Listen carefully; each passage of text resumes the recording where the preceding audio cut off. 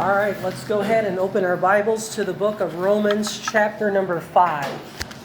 Sakla tayo ng Romans chapter 5. So, pag nag-aaral tayo ng aklat ng Bible, palaging hinahanap natin yung pinaka-center theme ng aklat at natuklasan natin yung theme ng aklat ng Romans ay nasa chapter 1 verse 17.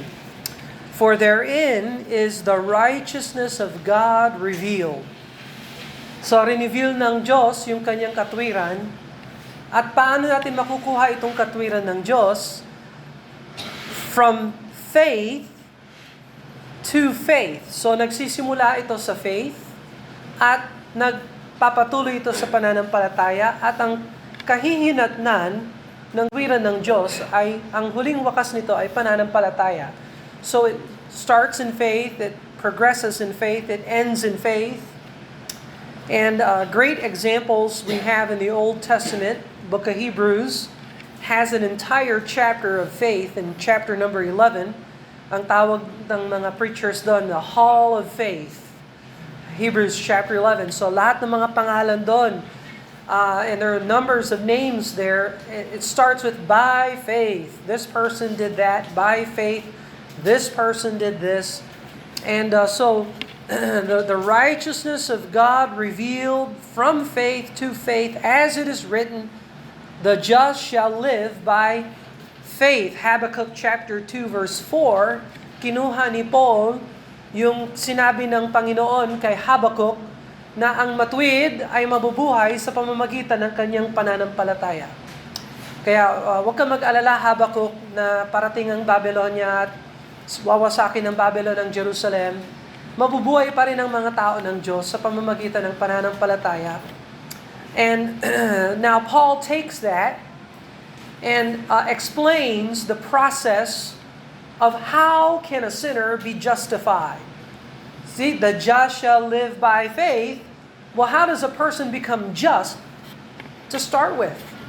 And so he writes this letter to the churches at Rome to encourage them, to remind them, how is a man justified? Because kung alam mo kung paano ka na-justify, di alam mo kung paano ka makapag-witness sa iba para sila rin ay maturuan kung paano sila pwedeng ma-save, kung paano sila pwedeng ma-justify.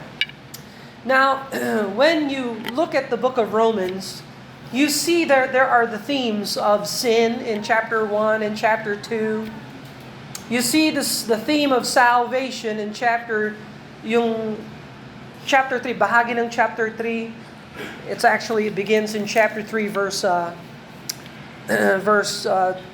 24, being justified freely by His grace through the redemption that is in Christ Jesus.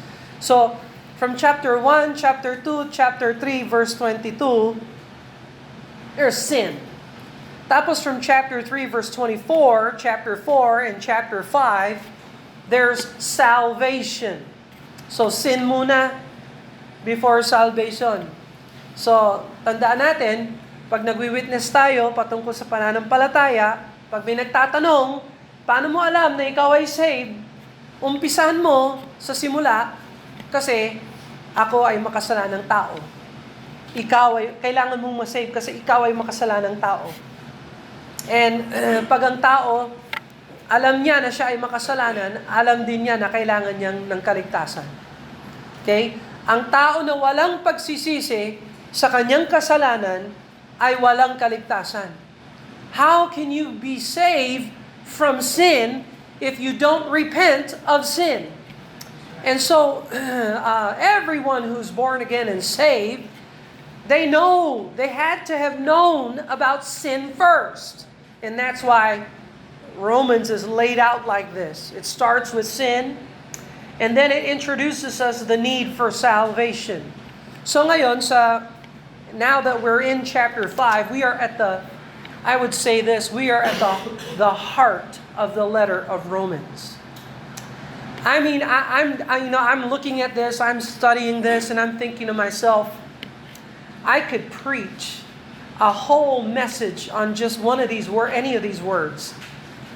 We could spend a long time going through these words. So, sa buhay ng church, hindi ko alam kung ilang beses bibigyan ako ng Panginoon ng pagkakataon na tahakin ang aklat ng Romans chapter 5 sa inyo. Maybe we're just once and done. Who knows? I don't know the future. My plan is to preach the Bible, and when I'm done with that, preach it again. Kung nandito ako, I'll be doing the same thing. If I'm elsewhere, I'll be doing the same thing. So, this is a wonderful, wonderful chapter sa aklat ng Romans, and it's loaded with soteriology, the doctrine of salvation. Kung baga, parang binagsak ni Paul yung kanyang, binuhos ni Paul yung kanyang theology ng salvation sa chapter 5. So blessed tayo dahil sa tinuturo ni Paul patungkol sa kaligtasan. So look, for example, in Romans chapter 5, we're just going to read the first 5 verses. Romans chapter 5, verse 1 to 5. And let's read it together, and then we'll pray, and then, Lord willing, we'll go through this, and I'll be able to teach us with clarity. All right? So let's read it together. Romans chapter 5, verse 1 to 5 together. Therefore, being justified by faith, we have peace with God through our Lord Jesus Christ, by whom also we have access by faith into this grace wherein we stand, and rejoice in the hope of the glory of God. And not only so, but we glory in tribulations also, knowing that the tribulation worketh patience, and patience experience hope. And hope maketh not ashamed, because the love of God is shed abroad in our hearts by the Holy Ghost, which is given unto us. Let us pray. Father in heaven, we thank you for the biblical truths we find in the Scriptures. We thank you for salvation. We thank you for the righteousness of God revealed from faith to faith, as it is written, the just shall live by faith. We thank you that you produce in our lives these blessings that make a big difference. And I pray, Lord, that we wouldn't just learn the doctrine and the teaching and the truth, but we would learn to apply these things in our lives. And we are so thankful for Jesus Christ and His work on the cross that allows us to enjoy salvation in a world that's dedicated to rebellion and sin and fallenness and darkness and satanic control. You protect us, you blessed us, and you enable us, Lord, to glorify you. So, Father, I pray you forgive us of our sins and cleanse us, and I pray you bless this message to our hearts, and we ask that you be glorified in our midst. In Jesus' name we pray, amen and amen. So Paul emphasized na kaya tayo saved ay dahil sa grasya ng Panginoon. Kung baga, ang pundasyon ng kaligtasan natin ay ang grasya ng Diyos. Yung pundasyon ay grace. Hindi tayo ligtas dahil sa gawa ng tao o gawa ng laman o kagustuhan ng tao or yung kilos o yung fulfill. I mean, what's fulfill in Tagalog? Pagtutupad ng batas ni Moises or yung pagtutupad ng mabubuting gawa. Kung ganon, hindi na grace. Kung ang kaligtasan natin ay basehan sa mabubuti nating gawa, wala nang grace. Ang foundation na yon ay works. Okay? Work salvation ang tawag doon. Tanungin mo, yung mga tao, paano ka na-save? Pag ang sagot nila, hindi Jesus Christ, freely, I'm justified by faith through the redemption that is in Christ Jesus, freely given by the grace of God. Pag hindi yan ang testimony nila, malamang work salvation yon. Okay? So, kamakailan lang, nakita natin, 8 million ng mga deboto ng Black Nazarene. 31 hours. 6 kilometers lang ang layo ng kapelya dito sa kapelya doon. Ilalakbay lang yung Black Nazarene. Umabot yan ng 31 hours. Napakasigasig ng mga deboto ng Black Nazarene. Wala tayo sa ganong level ng devotion ng mga devoted doon. Hanga ako sa devotion nila. Pero hindi ako mahanga sa dahilan kung bakit ginagawa nila yon. Ang basihan nila, ang kaya nila ginagawa yon, ay para paboran sila ng Diyos. Okay? You understand that? Okay? I want you to know something. Kahit anong mabubuting gawa ang gawin natin, ang pabor ng Diyos ay dumadapo sa atin dahil ito ay kalooban ng Diyos. Ito ay dahil sa magandang puso ng Diyos para sa lahat ng mga tao. Gusto niyang iligtas ang lahat. At sa grace na ito, kung paano natin makukuha ang grace na yan, ito yung yan ang tree. Nakapuno yan. Nasa tree. Okay. Is that a tree? Okay. Lagyan mo ng pusa.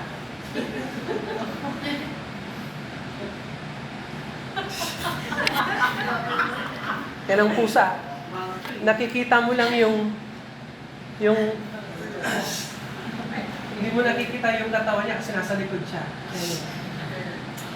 Anyway, the tree of salvation, may mga ugat yan.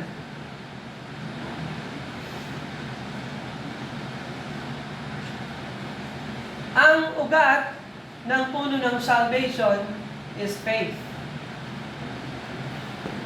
Faith. Hindi mo nakikita yung ugat, pero yung ugat tumatama sa grace through faith. Do you understand that? Yung faith, makikita mo yung prutas. Pero yung ugat, hindi mo nakikita. Ito yung puso ng tao na sumasampalataya kay Jesus Christ. Do you understand that? So kung ikaw, may puso ka na sumasampalataya kay Jesucristo, alam mo kung sino siya, at alam mo kung ano yung ginawa niya para sa'yo, ang tawag doon, faith. Meron akong pananampalataya kay Kristo. At ang ugat ng faith na yan ay dahilan kung bakit kaya kong i-produce sa buhay ko ang iba't ibang mga blessings ng Panginoon. Meron akong faith kay Jesus Christ. Do you understand that? So, kailan ilinagay mo yung faith mo kay Jesus Christ? Nangyari to sa akin nung ako ay 15 years old. Punta ako sa Christian bookstore, naghahanap ako ng Bible kasi may nagbigay sa akin ng New Testament. Binasa ko yung New Testament. Matthew, Mark, Luke, John. Hindi ko naunawaan. Punta ako sa bookstore. Baka may book na makapag-explain pa. Sabi ng clerk, sabi niya, "Sir, araw-araw ka na dito." Kasi siguro nakadalawang linggo ako doon. Every day, pagkatapos ng school, doon ako. Kasi kumikilos ang Diyos sa buhay ko. God's wanting to get a hold of my attention. So sabi ko, "Ma'am, hindi ko alam kung anong hinahanap ko talaga. I don't know for sure. Pero siguro Bible. Yeah, I'm looking for a Bible." Sabi niya, "Sir, tinanggap mo na ba si Jesus Christ sa buhay mo bilang tagapagligtas?" Sabi ko, "No, I don't know that." Sabi niya, "Meron ka bang time? Sharean kita ng gospel ng Panginoon? Sabi ko, sure. So, kinuha niya yung gospel tract, pinakita niya sa akin, ikaw ay makasalanan. Do you know that? Sabi ko, oh yes. I'm a sinner. I'm a terrible, bad sinner. I know that. Sabi niya, okay.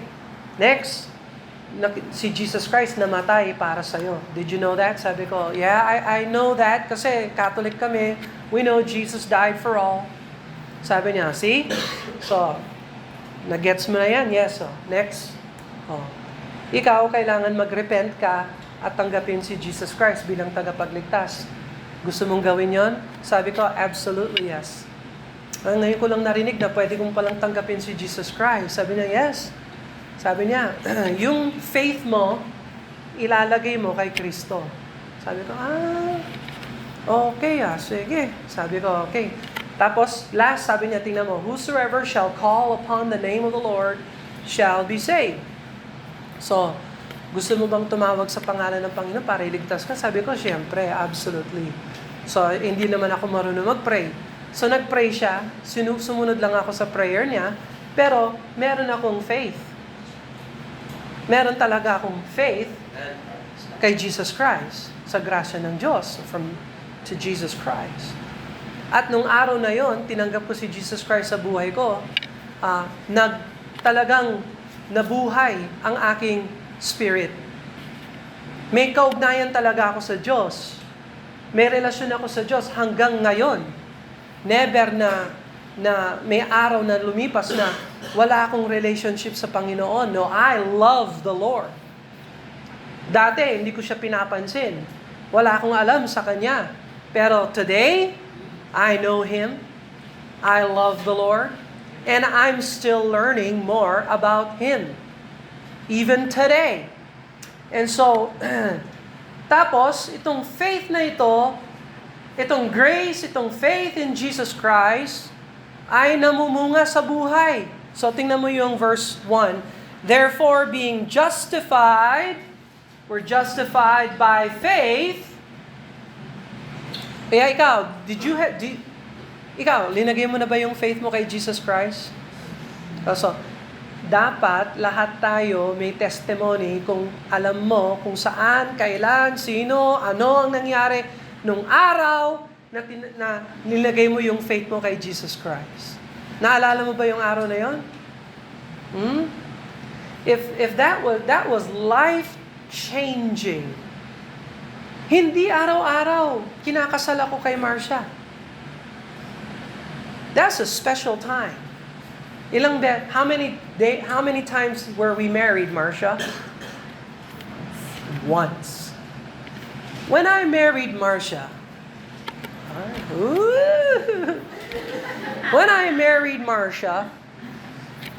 that was a special day. And I'll never forget that day. That was June. That was June 14, June 15. The point I'm making is, there's the point I'm making. When I married Marcia on whatever day that was in June, I'm just kidding. June 15, 2004. Okay? So, 21 years. Okay? 204. Yung araw na yon, nagbago ang status ko. I used to be single or unmarried, and now, from that day forward, we are no longer unmarried, we are now married. Do you understand that? And we don't get married every day. That day, June 14, 2004, 15, June 15, 2004, that day was very, very special day. You understand that? Yes. Okay? So, the same with the day I got saved. Now, I don't remember the exact date. I have it written down, and may not even be accurate. But that was 1993 that I got saved. And probably April or something like that. Anyway, but the point I'm making is, I used to be unsaved. But on that day, I put my faith in the Lord Jesus Christ. I became saved. And I'm going to be saved forevermore. You understand that? I'm not saved today, and then I'm not saved tomorrow, and then maybe I'm saved the next week.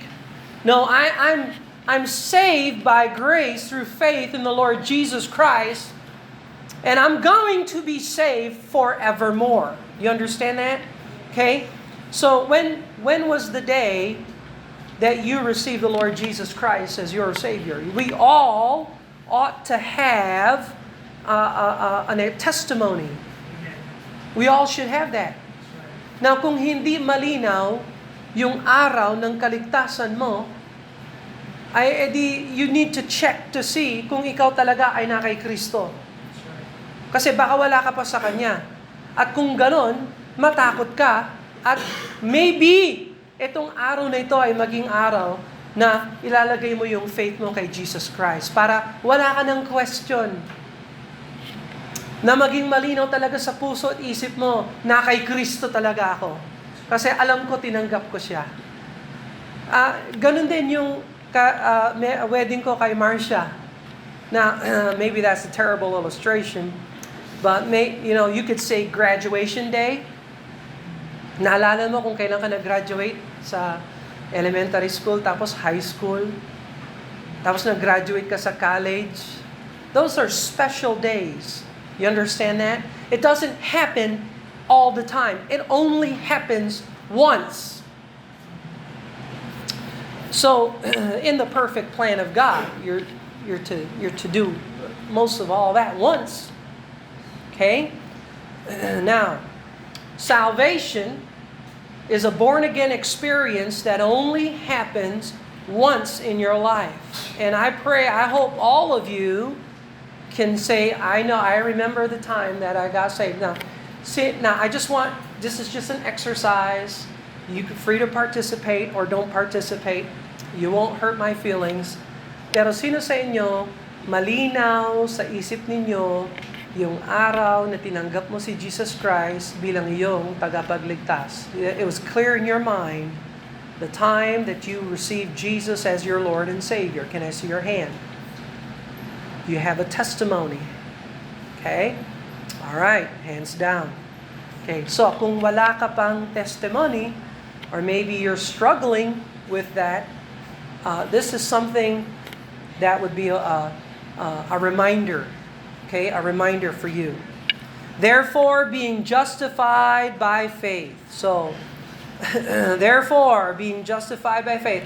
Dahil ako ay naging matuwid, iniaring ganap, pinawalang sala ng Diyos sa pamamagitan ng pananampalataya. We have peace with God. There's the first fruit of salvation. Peace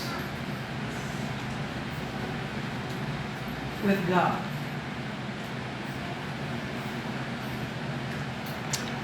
That's the first fruit of salvation. Peace with God. Now, yung peace with God sa King James is indicative. Ibig sabihin, dinedescribe nitong peace kung ano ang nandyan. Meron akong kapayapaan sa Diyos dahil ako ay saved by grace through faith. You understand that? I'm saved by grace through faith in the Lord Jesus Christ, and it produced in my life, I have peace with God. I got peace with God. I have it indicatively. Kung anong nandyan, meron ako. I have peace with God. Now, sa mga modernong salin, inalis nila itong indicative, ginawang subjunctive. Ibig sabihin, hindi kung anong nandyan meron ako, kundi sana magkaroon ako ng ganito. So, modernong salin, sasabihin dito, therefore, being justified by faith, let us have peace with God. No, that's not what the Bible says. Paul is not saying that when I'm saved, I have the opportunity to someday have peace with God. Let us have it in some indefinite context, not sure when, but maybe perhaps hoping and wishing that I'm going to have it someday. No, Paul and the King James Bible and the Greek Textus Receptus is a lot more than just subjunctive. It is indicative. It is saying, therefore, being justified by faith, we have peace with God. We have it. I got peace with God. Before I was saved, I was an enemy of God. Before I was saved, I was at war with God. Yan ang turo ng scriptures. Na yung iba sa atin, gusto natin ng peace with God, pero ayaw natin sa proseso ng Bible. Yan yung mga hindi saved. Gusto mo yung prutas, ayaw mo yung proseso. You understand that? I want peace with God. But how do you get the peace with God? Well, you need to be justified by faith. You be justified by faith. Do you understand that? Okay? All right. Now, yung peace with God,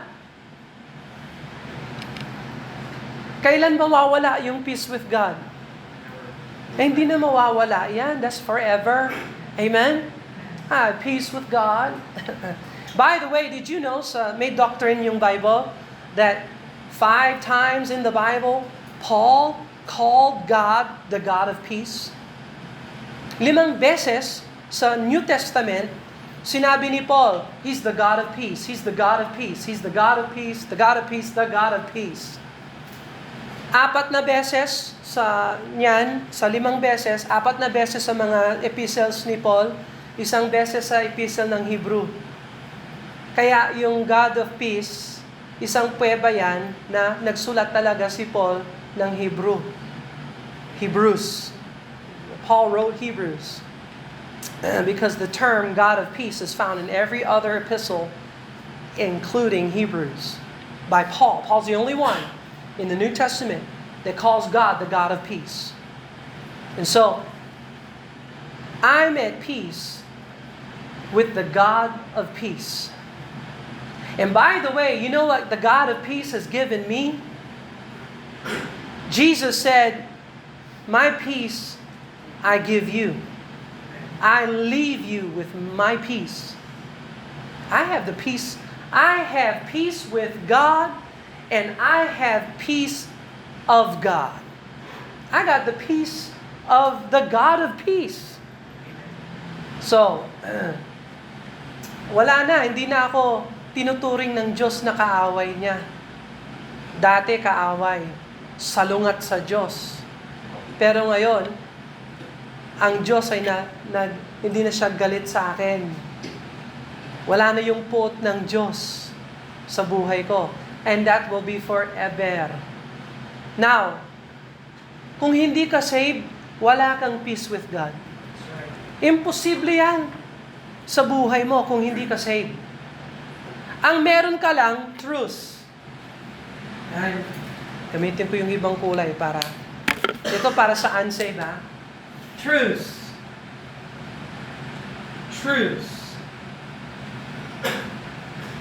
Kung hindi ka saved, wala kang peace, pero meron kang truth. Ano yung truth, Brother Bill? Yung truth, yung pagpapahinga ng pag-aaway. Pansamantalang ceasefire lang muna. Yan yung mga unsaved. Pero kung tutuusin, lahat ng mga hindi saved ay sumasailalim sa galit ng Diyos. Walang kapayapaan. And by the way, hanggang hindi ka saved, hindi ka pwedeng magkaroon ng kapayapaan sa Diyos. There is no peace, saith my God, unto the wicked. Sabi ng Bible. Walang peace. Wala kang peace with God. You do not know the peace of God, and you do not know the God of peace. So this is the first thing that I can be thankful for as a saved person, I have peace with God. That's what I have. Amen? That's the first thing I have. Now, go on in verse number 2. By whom also we have access. Oh, that's another fruit na meron ako. Access. Access. Another fruit. Ganda ng tree ko, no? The tree of salvation. I have access. Access. Admission. Access. Meron akong ano yung access sa Tagalog? Yung mga mahilig sa ano yung access? Ano? Something with kaya. Kaya, so kaya.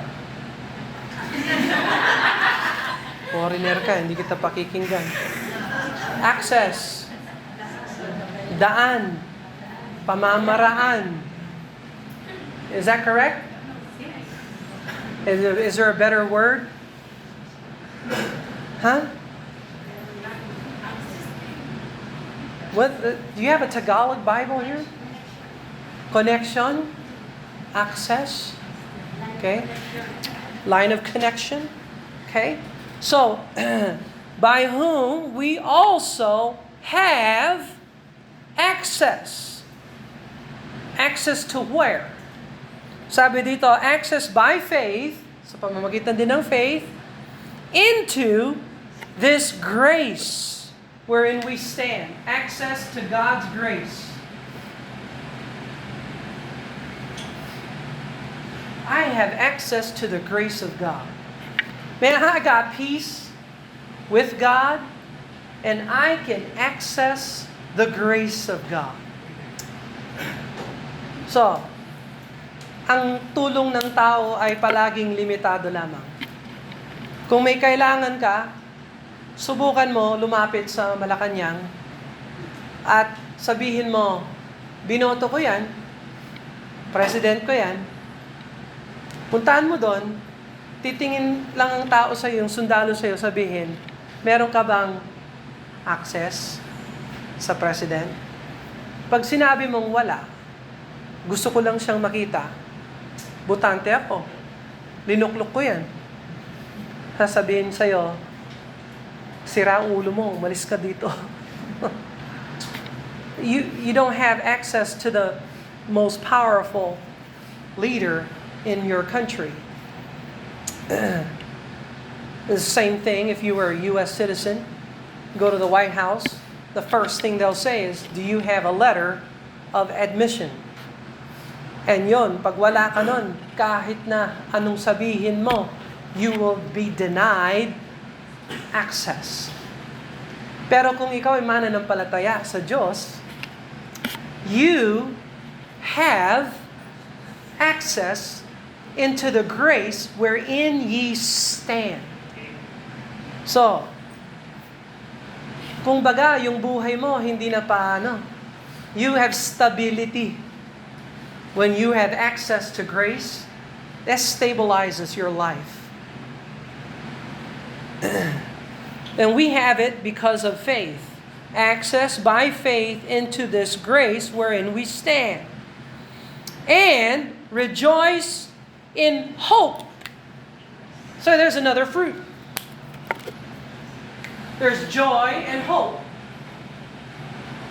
Rejoice in hope. Fruit. I have this because I've been justified by faith. Do you understand that?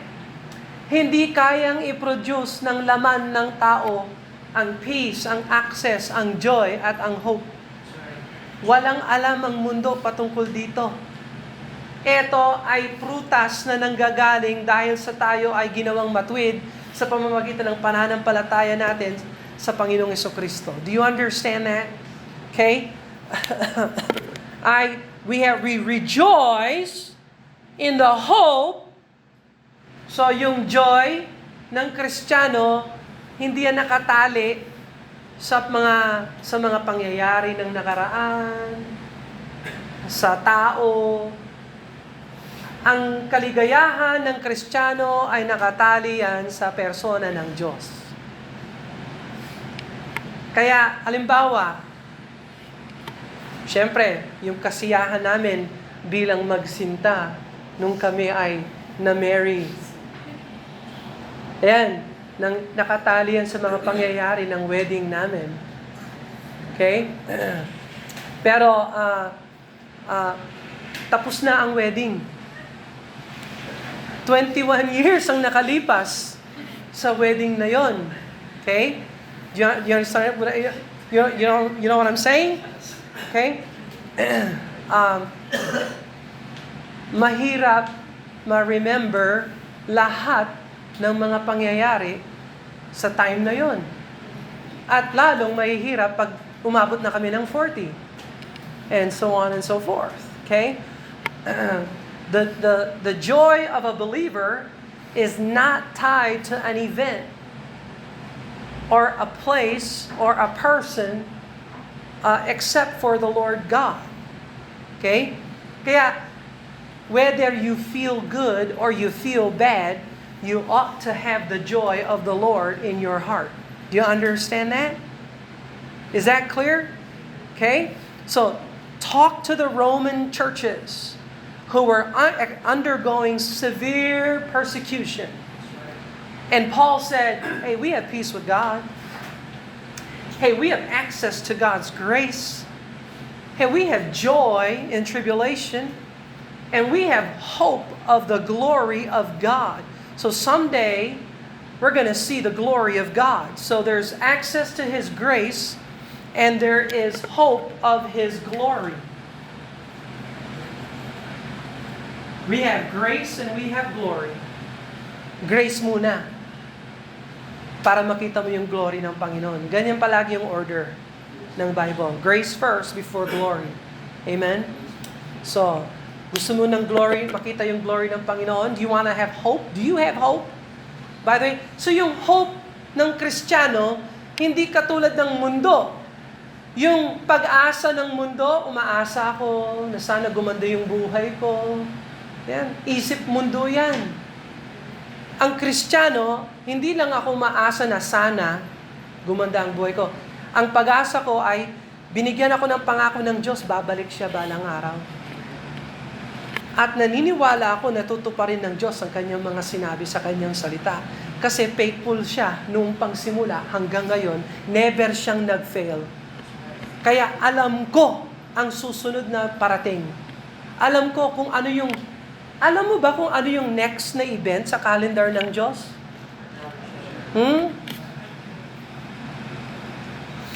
Ano ang pinaka-next event na inaabangan natin bilang mananampalataya sa calendar ng Diyos? Rapture. Are you sure? Wala na bang iba pang prophecy? Are you sure? So, yung paniniwala na yan ay nagbubunga ng pag-asa. Meron akong pag-asa, alam ko, inaasahan ko na babalik siya para sa akin. Yan ang wala sa mga hindi saved. Walang peace, walang access, walang grace, walang joy, walang hope, walang glory. At hindi ito baka sana mangyari. No, talagang darating si Jesus Christ. Merong rapture na parating. Now, kung halimbawa, maunahan tayo ng kamatayan, di mamamatay tayo sa loob ng pag-asa ng muling pagbabalik ng Panginoong Jesucristo. At ang pag-asa natin, never na mawawala yan. The hope of the glory of God. Verse 3, and not only so, but we glory in tribulations also. So, meron din akong glory sa loob ng tribulation, sa paghihirap. Pwede akong mag-glory sa Panginoon. Kaya may joy ako, may hope ako, may access ako, may grace, may peace ako sa Panginoon. Kahit anong mangyari sa buhay, I'll be fine because I have faith in the Lord Jesus Christ. I'm saved. Does that make sense? Hindi ito yung hindi alam ng mga hindi saved. Also knowing that tribulation worketh patience. Oh, I have patience. Ang patience sa Bible, endurance. Okay, anong endurance sa Tagalog? Ha? Pagtitiis. 2 o'clock na, magtiis ka pa ng konti. Magtiis ka ng konti. Total, it's working. Patience. Endurance. Pagtitiis. Kaya tinitiis natin mga Sundays natin. Tinitiis natin yung mga pag-aaral ng salita ng Diyos. Alam mo, yung utak natin, antikristo yan. Ayaw ng katawan natin, ayaw ng laman natin, ayaw ng kaisipan nating natural na pag-aralan ng salita ng Diyos. Gusto natin easy, simple, click, immediate, fix. Wala tayong pagtitiis. Kaya it's okay. Bumili na kayo ng mga unan para sa upuan ninyo. Para matulungan. That's not a sin. Ang sin, ngayon, alisin na natin yung preaching ng salita ng Diyos. Sa modern church ngayon, mga churches na pansin ko, ang haba ng music, ang ikli ng preaching. Kasi yung preaching boring. Talagang boring talaga ang buhay Kristiyano kung hindi ka Kristiyano. Hindi ka matutulungan nito kahit ito. Not this, all this. Doesn't belong to you. Kaya yung aklat ng Diyos sa iyo, boring. Kasi wala ang Holy Spirit na may akda ng salita ng Diyos sa iyo. Kaya yan boring. But glory works, tribulation worketh patience. Patience, experience. Experience. Ang dami mong matutulungan sa buhay dahil na-experience mo yung glory ng Panginoon. Sa kalagitnaan ng paghihirap, ikaw ay gamitin ng Diyos para magbigay ginhawa sa iba.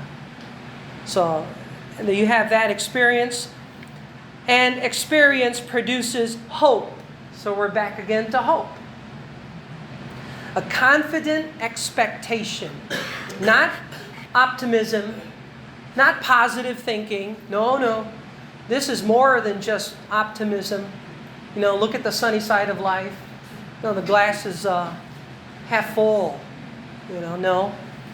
We have a confident expectation. We are expecting the blessed hope and the glorious appearing of our great God and our Savior, Jesus Christ. Verse 5.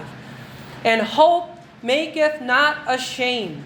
So, meron akong pag-asa, hindi ako mapapahiya pagdating sa trono ng Diyos. Hindi makikita ng Diyos yung kapalpakan ko. Ang makikita ng Diyos yung katuwiran niya ng kanyang anak na pinatong sa akin nung araw na tinanggap ko siya. Do you understand that? I have hope that maketh not ashamed, because the love of God. Oh man, I have another fruit called the love of God. I got the peace with God. Now I have the love of God.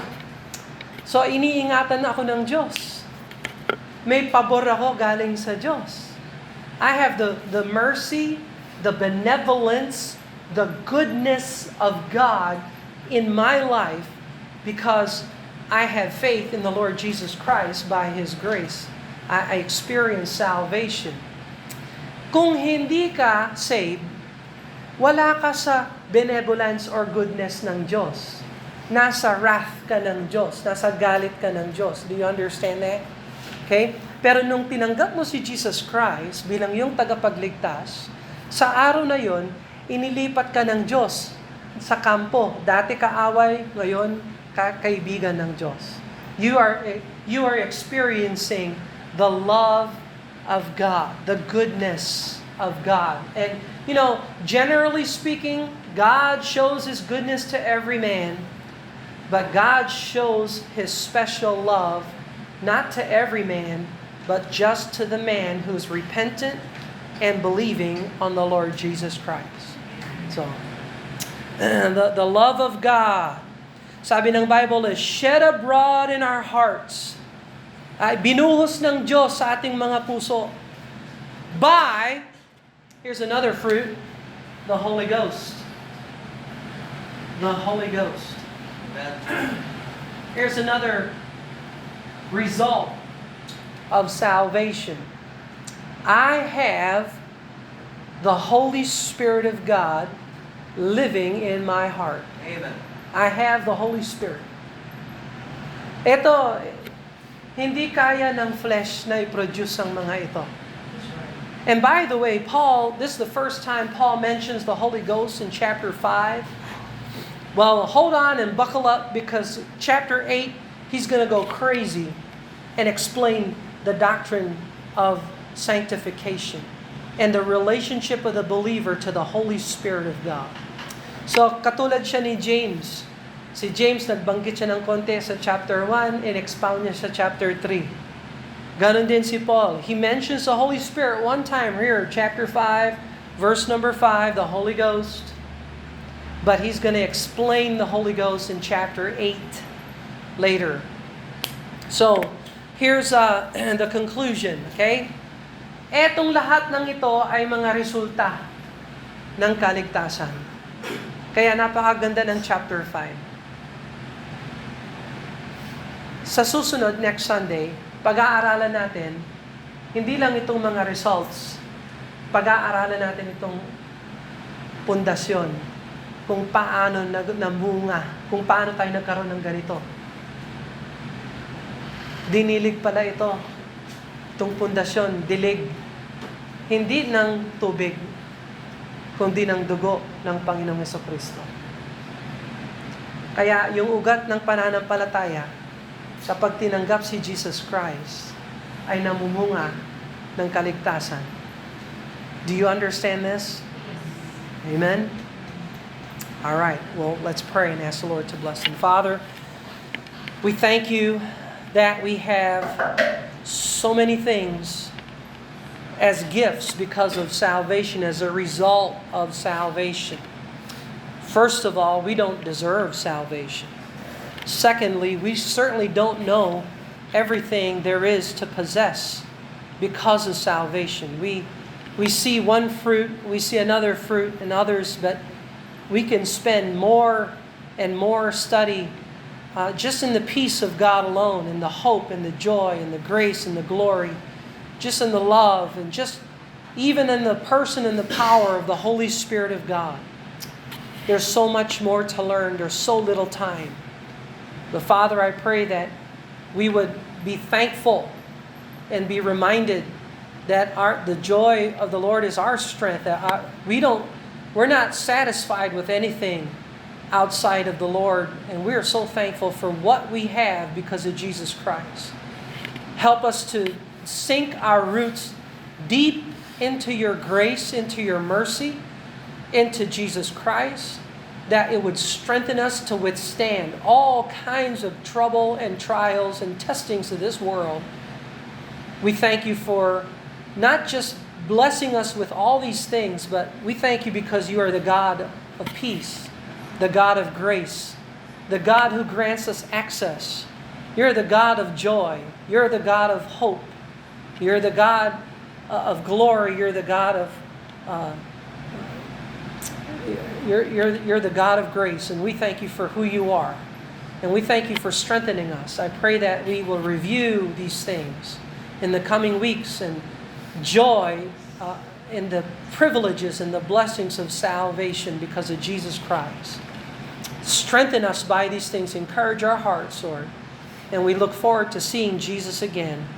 And we thank you for that. In Jesus' name, amen and amen. With your heads bowed, your eyes closed, meron ba magsasabi, Brother Bill? Abang nakikita ko itong mga bagay na ito, wala ito sa akin, hindi ko nakikita yung prutas na ito sa buhay ko. Hindi pa ako sure na ako ay saved, na ako ay born again. Pero napakalinaw na pwede ko palang tanggapin si Jesus Christ, na pwede kong ilagay yung aking pananampalataya sa Kanya. Brother Bill, please pray for me. Gusto kong masave. Gusto kong tanggapin si Jesus Christ. Gusto kong magsisi sa aking mga kasalanan. at tunay na siya ay tanggapin sa aking buhay. Kung yan ang iyong prayer, kung yan ang iyong gusto, pakitaas ang kamay, pag-pray ka namin. Anybody like that? I don't know Him, I don't know how, but I'd like to receive Him as my Savior. Anybody like that? Okay? Alright? Sino magsasabi, how about this? Brother Bill, hindi ako perfect. Marami akong pagkakasala, pagkukulang. Pero ako ay tunay na tumanggap na sa Panginoon. At talagang yung ugat ng pananampalataya ay talagang na kay Kristo. At nakikita ko naman sa buhay ko ang mga prutas na ito. Kung tutuusin, hindi ako nagmamalaki. Inaamin ko talaga, makasalanan ako, pero tinanggap ko na si Jesus Christ sa buhay ko. Can I see your hand? I know Him as my Lord and Savior. Amen. God bless you. That's good. I'm glad you're able to raise your hand. Thank God for that. Amen. Malinaw ang testimony. May araw, may time. Dati, kaaway ako ng Diyos, pero ngayon, kaibigan ako ng Diyos dahil kay Jesus Christ. God bless you. I know that. Amen. Amen. That's a big blessing. Now, how about this, Christian? Baka nakalimutan mo, baka ngayon mo lang narinig itong fruits na ito. Spiritual fruit. Dahil na-produce ito ng Holy Spirit sa buhay ng mananampalataya. Are you thankful for peace with God? How about the peace of God? Is it ruling over your heart? Do you have access to God's grace? How often do you access the grace of God? You know, if you need access now, you're gonna need it tomorrow. So, don't forget, you have peace with God and you can access His grace. How about joy and hope? Ano ang level ng joy and hope sa buhay mo? Baka kailangan mo lang ng reminder. Oh yes, Jesus died for me. And I know for sure what's ahead. I know the future because of Him. And I have hope in my heart. How about endurance? Are you enduring testings and trials, or are you giving up? Are you just letting go? Brother Bill, please pray for me. I want to show God that I love Him, that I want to endure for His sake, for His glory. Maybe that's something you need to remind about the love of God. Do you doubt sometimes that God cares for you, that God loves you? Well, maybe today, na-remind ka. The sacrifice of Jesus Christ reminds us how much God loves us, even how evil and wicked we are. We have the love of God. And what about the Holy Spirit? If you're a believer in Jesus Christ, the Holy Spirit will guide you. The Holy Spirit will remind you. The Holy Spirit's going to bring back the biblical truth. Kapag yan, nandun ka sa, nag-iisa ka lang, umiiyak ka, nandyan ang Holy Spirit ng Diyos para ibuhos niya ang pag-ibig ng Diyos sa iyo. At maalaala mo, ay anak pala ako ng Diyos, hindi ako pinababayaan ng Diyos. At yung the best na para sa akin, ayan ang binibigay sa akin ng Diyos. That's the Holy Ghost. And we'll learn more about Him in chapter 8. It's been a good day in the house of God, and we thank Him for Jesus Christ. Father in heaven, we thank You, Lord, for the blessings You've given us. We certainly don't deserve any one of them, but all of this, Lord, and more, because of Jesus Christ. Help us to confess our sin, to forsake our sin, and to live in the victory that is in Christ Jesus. We thank You for all these things, Lord. Help us, Lord, to use the spiritual fruits, Lord, that You've given us, to strengthen us, to comfort us, and to be a witness to others so that we can teach them how they too can have all the spiritual blessings, including Jesus Christ as Lord and Savior. And we ask Your help now in Jesus' name. Amen and amen. God bless you. You are dismissed.